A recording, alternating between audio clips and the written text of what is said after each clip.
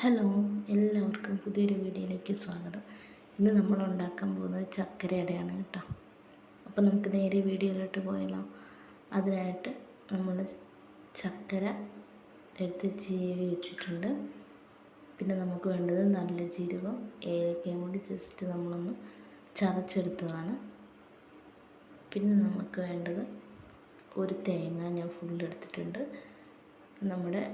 നമ്മളെടുക്കുന്ന മാവിൻ്റെ ക്വാണ്ടിറ്റിക്ക് അനുസരിച്ചുള്ള വ്യത്യാസം വരുത്താവുന്നതാണ് കേട്ടോ. അപ്പോൾ നിങ്ങൾ എൻ്റെ വീഡിയോ ആദ്യമായിട്ടാണ് കാണുന്നതെന്നുണ്ടെങ്കിൽ ലൈക്ക് ചെയ്യുക, ഷെയർ ചെയ്യുക, സബ്സ്ക്രൈബ് ചെയ്യുക. എല്ലാവരും നമ്മുടെ ചാനലൊന്ന് സപ്പോർട്ട് ചെയ്യണേ. അപ്പോൾ ഇനി നമുക്ക് വേണ്ടത് വറുത്ത അരിപ്പൊടിയാണ് ഞാൻ എടുത്തിരിക്കുന്നത്. തരികളൊന്നും ഇല്ലാത്ത അരിപ്പൊടിയാണ് നല്ലത് കേട്ടോ. അതിലേക്ക് ആവശ്യത്തിന് ഉപ്പ് ചേർത്ത് കൊടുക്കുക. ഉപ്പ് ചേർത്തിട്ട് നന്നായിട്ടൊന്ന് മിക്സ് ചെയ്യുക. എന്നിട്ട് നമ്മളിവിടെ തിളച്ച വെള്ളത്തിലാണ് മാവ് കുഴച്ചെടുക്കാൻ പോകുന്നത്. അപ്പം നമ്മളതിന് വെള്ളം തിളപ്പിച്ച് ആ മാവിലേക്ക് ഒഴിച്ചു കൊടുത്തിട്ടുണ്ട്. ഇനി അതൊന്ന് ഒരു സ്പൂണോ എന്തെങ്കിലും വെച്ചൊന്ന് ഇളക്കി എല്ലാ പൊടിയുടെ അകത്ത് വെള്ളം പിടിക്കണം. അപ്പം തണുത്ത് കഴിഞ്ഞപ്പോൾ ഞാനത് കൈ കൊണ്ട് നന്നായിട്ട് കുഴച്ചെടുത്തിട്ടുണ്ട്. ഇനി നമ്മൾ നേരത്തെ എടുത്ത് വെച്ച തേങ്ങയും ചക്കരയും ഏലക്കായും ജീരകവും കൂടെ ഉള്ളതെല്ലാം കൂടെ ഒന്നിച്ച് യോജിപ്പിച്ചെടുക്കുക.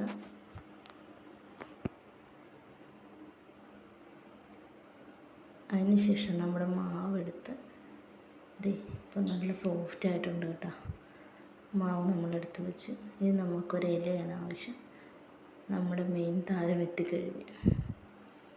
അപ്പം ചക്കര ഇലയിടയ്ക്ക് വേണ്ടിയിട്ട് നമ്മൾ ഇല എടുത്തിട്ടുണ്ട്. അതിലേക്ക് കുറച്ച് മാവ് ഒഴിച്ച് കൊടുക്കുക.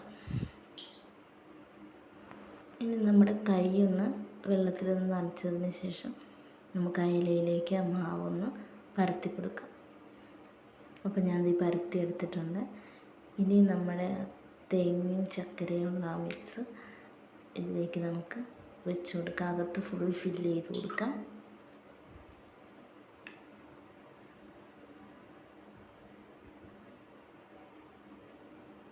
ഇപ്പം ഞാൻ ഫുള്ള് ഫില്ല് ചെയ്തിട്ടുണ്ട്.